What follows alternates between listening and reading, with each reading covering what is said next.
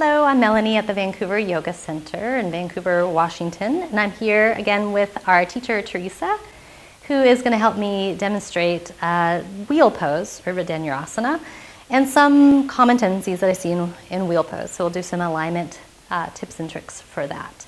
So we'll first start with, what was the first thing I was going to start with? We're going to be on the ground. Let's show the head of the arm bones and their movement and their play in this pose. So she's going to lie on her back. We're going to be looking at her arm bone right at the top of the shoulder, the humerus. She puts her hands in position. And there's a couple things. So immediately, for most of us to get to the floor, we start to take our arm bone out of its socket a little. We start to pull away from the joint socket. So she's going to try to plug in from her elbow into her shoulders and get some integration there. She might also sense like around her neck area gets broader as well. Like she broadens her clavicles in that way as well. But she gets some of these rotator cuff muscles and rhomboids and lats to start firing to give some help in actually creating some of the curvature of her spine. So disconnected is pull up out of the shoulder. That's what will typically happen, and then connected to draw in. Now there's talk about the elbows splaying. So let's just swivel around and have your hands like right here in the middle of the mat with your head right here and the feet that way so they can see the arms in this angle.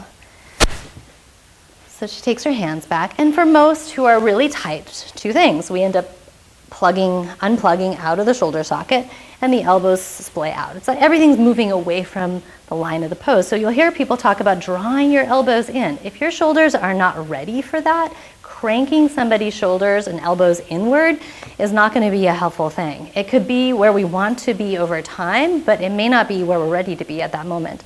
So I focus on let's get as wide as we can get with our hands. So they're lining up with the width of our shoulders, and more about focusing on getting that connection into the shoulder socket.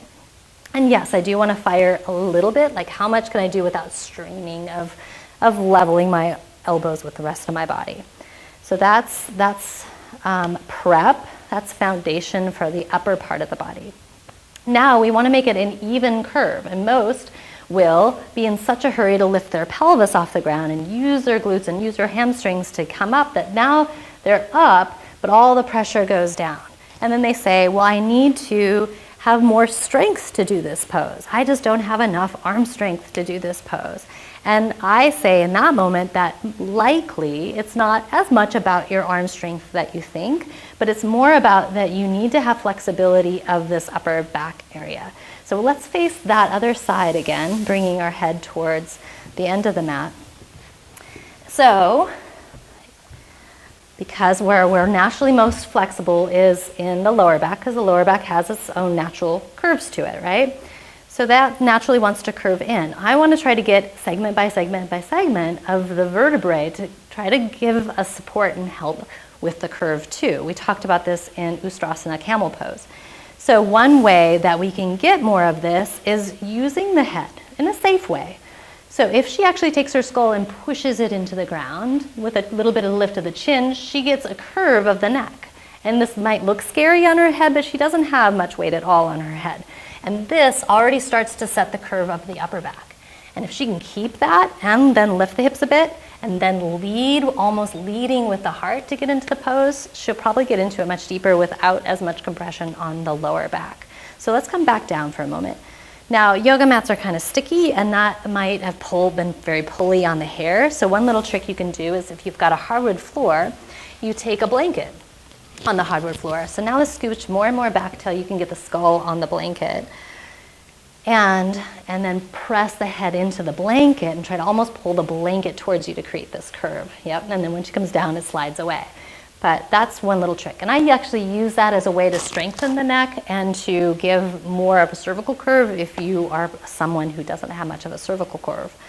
So now, when people lift up, they often do the opposite of that, though. When they push with their hands and they push with their butt to come up, they often are not letting the head do the curve. So they'll keep their head as it is, or they'll actually try to pick their head up. Just let your head come up off the ground for a moment. The moment that comes up, the heart goes down. And she actually has more weight that she has to push up. But the more she takes and creates more of an open throat quality, more she starts the curve, the heart wants to do the curve. It wants to go along for the journey of that. All right, so that's getting like evenness of curves throughout. Now, let's scooch back down so you're fully on the mat. And then let's talk about the legs and coming up.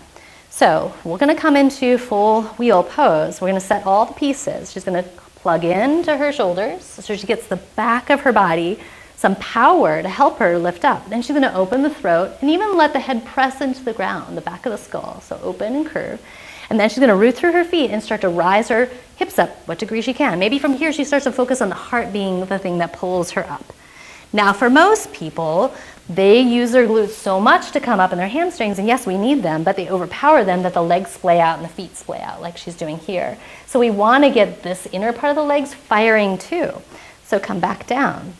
So here's a way that you can if you have a friend, teach yourself that quality of using the inner legs, trying to turn them in a little bit more. So I have a strap here, and we're going to place this underneath the sacrum. So you're going to lift your hips up a little bit, and I got it right at the top of the sacrum.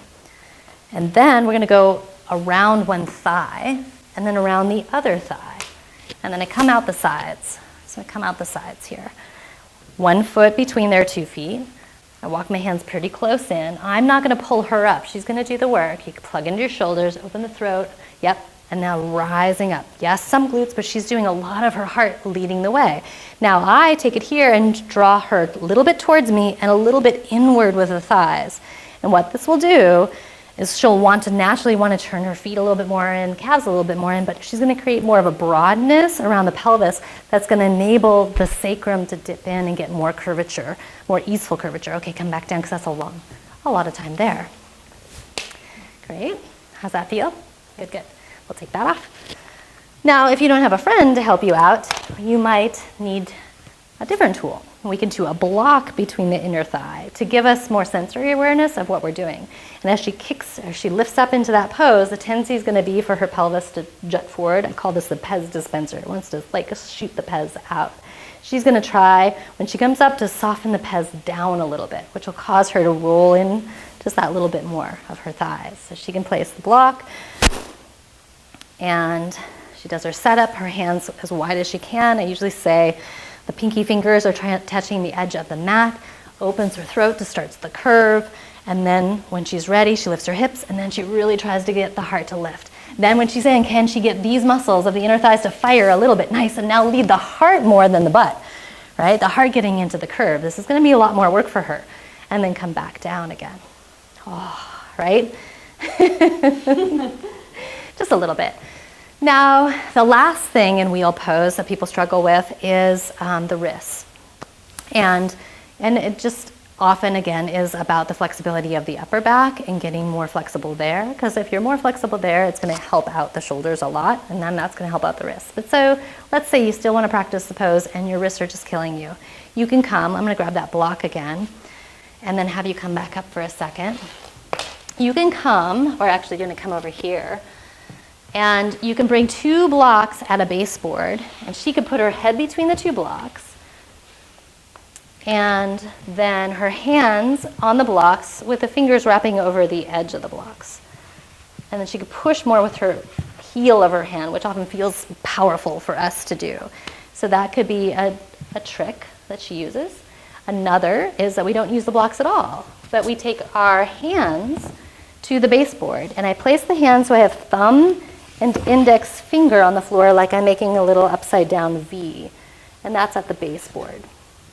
And then usually I bring my head all the way to the baseboard, and then I do all my stuff, all the shoulders, curve of the heart, lastly lifting the hips right to come up, but you don't have to come up for this one. And then you could also do a roll. So let's now scooch a little away from the wall, and then we put our hands on that. And you might then try to scooch as close as you can to it, yeah. And you press into that, and that might give a little bit different angle that's not so compressive on the wrist. So those are some tricks. There's many more, actually. Wheel pose, there's so much we could work on, and there's actually many more different props. But this is good to start with. So you're good, thanks. So if you've enjoyed this, come check out more of our YouTube tutorials that are coming soon. Come to our website at vancouveryogacenter.com. I have a link to some online classes that I do, and we'll hope to see you soon.